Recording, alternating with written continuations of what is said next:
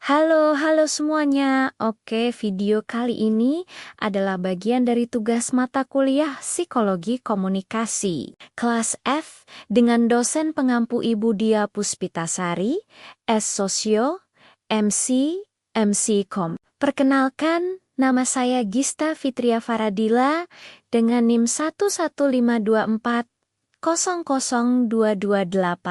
Oke guys, dalam beberapa menit ke depan, kita akan menyelami dunia yang sangat menarik, yaitu tentang memori dan berpikir. Pernah nggak kalian bertanya-tanya, bagaimana sih otak kita menyimpan begitu banyak informasi dan bagaimana proses berpikir itu sebenarnya terjadi? Oke, langsung aja kita bahas tuntas bersama-sama ya. Setiap hari, kita dibanjiri jutaan informasi, mungkin dari percakapan dengan teman, materi kuliah, hingga postingan di media sosial. Nah, disinilah peran memori menjadi sangat penting. Ngomong-ngomong, apa sih memori? Memori adalah kemampuan kita untuk menyimpan, mempertahankan, dan mengingat kembali informasi atau pengalaman di masa lalu. Tanpa memori, kita tidak bisa belajar dari pengalaman, bahkan tidak akan mengenali diri kita sendiri. Secara umum, proses kerja memori melewati 3 tahapan. Yang pertama, ada yang namanya encoding atau perekaman. Ini adalah proses mengubah informasi sensoris, seperti apa yang kita lihat atau dengar, menjadi bentuk yang bisa disimpan oleh otak. Anggap saja seperti kita mengetik dokumen di komputer. Yang tahap kedua adalah storage atau penyimpanan. Setelah informasi direkam, otak akan menyimpannya. Penyimpanan ini ada 2 jenis utama, yaitu memori jangka pendek dan memori jangka panjang. Memori jangka pendek kapasitasnya terbatas, seperti RAM di komputer, hanya menyimpan informasi sementara. Misalnya, saat teman menyebutkan nomor telepon, kita mengingatnya sebentar untuk segera mencatatnya. Kalau tidak diulang-ulang, informasi itu akan hilang. Berbeda dengan memori jangka panjang yang kapasitasnya bisa dibilang tidak terbatas. Ini seperti hard drive kita, tempat menyimpan kenangan masa kecil, ilmu pengetahuan, hingga keterampilan. Agar informasi dari memori jangka pendek bisa masuk ke jangka panjang, biasanya diperlukan pengulangan atau karena informasi tersebut memiliki makna emosional yang kuat bagi kita. Tahap ketiga adalah retrieval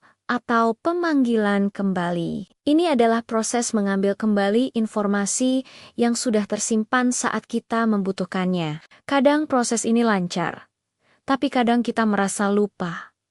Padahal informasinya ada, hanya saja kita kesulitan mengaksesnya. Sekarang, mari kita hubungkan memori dengan berpikir. Berpikir adalah proses mental di mana kita menggunakan informasi yang tersimpan di memori kita untuk membuat keputusan, memecahkan masalah, bernalar, dan berkreasi. Jadi, memori adalah bahan bakunya, dan berpikir adalah proses mengolah bahan baku tersebut. Tanpa memori yang baik, proses berpikir kita tentu akan terhambat. Coba kita lihat studi kasus sederhana. Bayangkan seorang mahasiswa bernama Budi, yang dimana Budi ini sedang mempersiapkan ujian psikologi komunikasi minggu depan. Nah, minggu lalu, dosen juga sudah menjelaskan teori tentang disonansi kognitif. Saat itu, Budi mendengarkan dengan saksama atau bisa disebut tahap encoding. Informasi itu masuk ke memori jangka pendeknya. Karena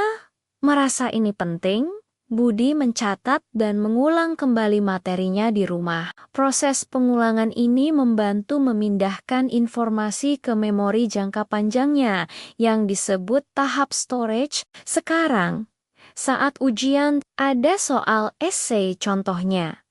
Jelaskan konsep disonansi kognitif, dan berikan contohnya dalam kehidupan sehari-hari. Untuk menjawabnya, Budi harus melakukan proses atau tahap retrieval untuk memanggil kembali informasi yang sudah disimpannya. Lalu otaknya mulai bekerja. mencari file tentang disonansi kognitif. Setelah berhasil mengingat definisinya, proses berpikir dimulai. Budi tidak hanya menulis ulang definisi, tetapi juga harus menganalisis. Dia berpikir, contoh apa ya yang relevan? Dia teringat pengalamannya saat membeli sepatu mahal padahal tahu itu boros. Dia merasa tidak nyaman. Nah, ini dia contoh disonansi kognitif.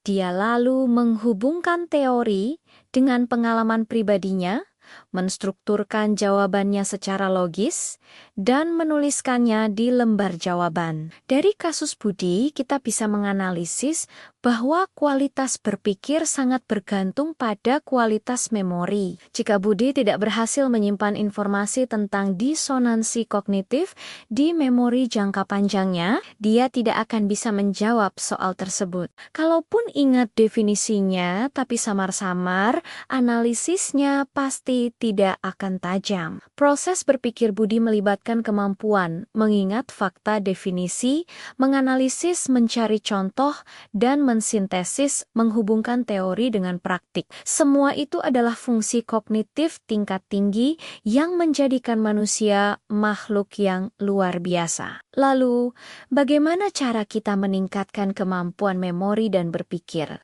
Dan ada beberapa tips. Yang pertama, berikan perhatian penuh saat belajar atau menerima informasi. Hindari multitasking atau kemampuan untuk menuntaskan setidaknya 2 tugas pada saat yang bersamaan. Kedua, gunakan teknik elaborasi, yaitu mengaitkan informasi baru dengan apa yang sudah kita ketahui, seperti Budi yang mengaitkan teori dengan pengalamannya. Ketiga, lakukan pengulangan secara berkala. Teknik seperti spaced repetition atau mengulangi materi pembelajaran yang sama setelah memberi jeda selama beberapa waktu tertentu. Teknik ini sangat efektif jika kalian lakukan. Dan terakhir, jaga kesehatan otak kita dengan tidur yang cukup, nutrisi seimbang, dan olahraga teratur. Jadi kesimpulannya adalah memori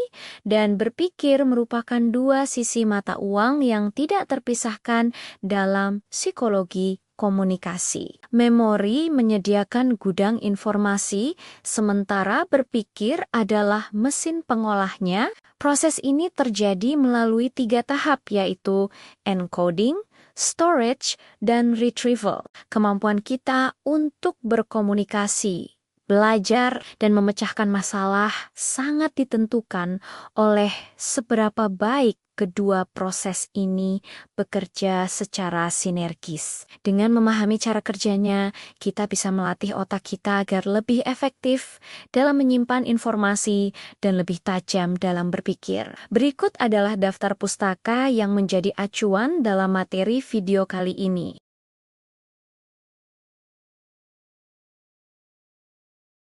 Terima kasih banyak sudah menonton video ini dari awal sampai akhir. Semoga apa yang saya sampaikan bisa bermanfaat dan menambah wawasan kita semua ya.